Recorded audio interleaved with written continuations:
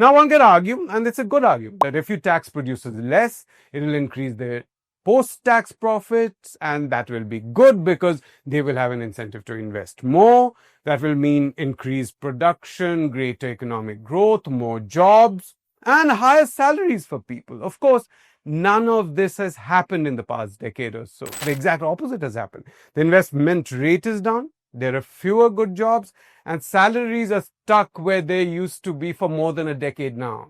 But that's an entirely different story. We will unpack that in another video, another day. Now, I guess it would also have been okay that the burden of taxes shifted on to us consumers if the total taxes collected had dropped. Here, let me explain this by using a hypothetical example. Imagine that 100 crore had been collected as total taxes in 2010. As I said, back then consumers paid 65%. So in this hypothetical scenario, we would pay 65 crore. Now imagine that the total tax collected dropped to 80 crore in 2025. Even though we are now paying 80% of that, the actual amount we are paying is 64 crore. So corporates would have definitely gained, but consumers wouldn't really have been affected either. In fact, we would have come out a little better. And as I said, one can argue that this is good.